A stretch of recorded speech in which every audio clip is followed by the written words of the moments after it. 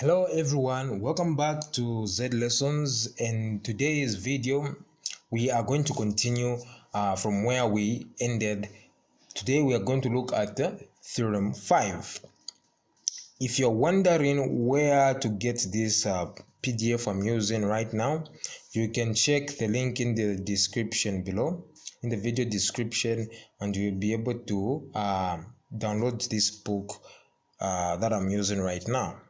Having said all that, let us begin. Today we look at theorem 5. Now, theorem 5 talks about angles at the center relative to the angle formed on the circumference. Okay, so let us begin. It states here that the angle subtended, by subtended we mean formed, okay? So the angle formed at the center of a circle is double the angle subtended at the circumference of the same arc. What do they mean by that? If you look at this image closely, you're able to see that we have an arc like so, this arc here. And as you can see, the end points of the arc are forming angles. This end goes straight to the circumference, then back to the other end. This end also goes to the center, then back to the other end. So they are originating from the same arc. Then they are forming different angles. This angle is formed at the center, whereas this angle is formed at the circumference. So to show you what I'm talking about, let us head to GeoGebra. So let us say we have a circle like so. This is our circle right here. So now we are going to do two things. First of all, let us add an arc. Let us add an arc. So this will be our arc. It's going to start from there, then it's going to go like that. So that's our arc. We can style it so that you can properly see it. So that's our arc. I'm just going to use these lines to represent our arc. So those dotted lines represent our arc like so. Okay, then we need 2 points to represent the radii of our circle. And as you can see, there you have it. So this is us recreating this right here. So now we also need to create an angle or form an angle on the circumference. So we just choose a point like so. So that's what is going on, ladies and gentlemen, right here. Hopefully you are able to see. So as you can see, this arc is forming an angle at the circumference. This arc is also forming an angle at the center, as you can see. So as you can see, it's going this end to the center, then back to the start. Then again, this arc from this end point to the circumference, then back there to the other side of the arc. So now the theorem says that the angle subtended here formed at the center is twice the angle at the circumference. So let us see if we measure it. Let us measure this angle in on the center, and as you can see, the angle is what 122.3. Let us just adjust it like so that I can clearly show you what I'm talking about. Okay, like that. So we have a multiple of 10. Now it says that the angle formed at the center, this is the center right here. Forgive me for doing this. I just want to make sure that when you are watching this, you're able to see properly.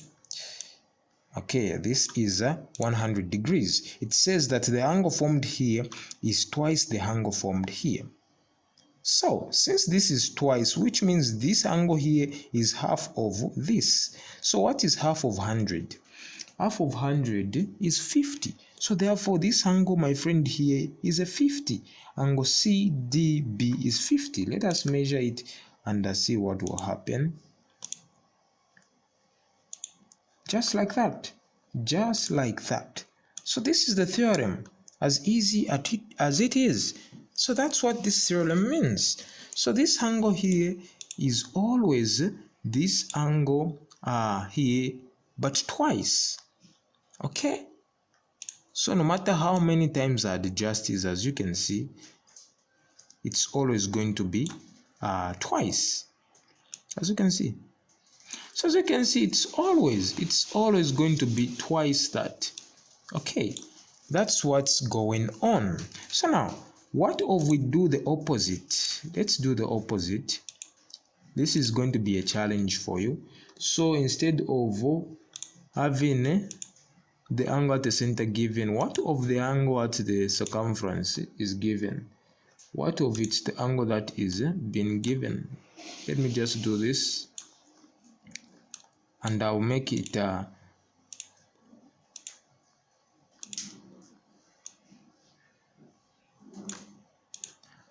and I'll also make it a multiple of 10 so that you can compute it better. Like so. So this is a 60. So now we know that angles formed here at the center is twice that, not so. So the reverse also applies. So this means this angle is half that. So it means this angle is twice this angle. So this is 60 degrees. So what is twice 60 degrees? 60 times 2 is 120. So therefore this means that angle CAB is 120. Let us measure it and see what happens. Let us see if it will give us 120. Just like that, it has given us 120. So that's what the theorem states. There is something else that I've added also. If you can see, any angle subtended by an arc is an angle made where two lines from the end of the arc meet. So that's what it means by angle subtended by an arc. This just means that it is an angle made where two lines. Which two lines are we talking about here? These lines, as you can see, the red, no, I won't say the red eye because this is not the radius. As you can see, this line here, 1, 2. And the same arc that I'm talking about is this arc here. So this line and this line and this arc, they are forming the angle there. Okay? So that's what they mean. And we have also another instance where they are saying that the subtended angle is inside the shape formed by the arc and the line. So it's always inside the shape. As you can see here, inside this angle is inside this shape. Not outside, but inside. Let me show you real quick. As you can see, the angle is forming like this upwards arrow. Okay, we have an angle like so and an angle like so. Then sometimes it can be displayed like this. So let me show you what I'm talking about. So we said that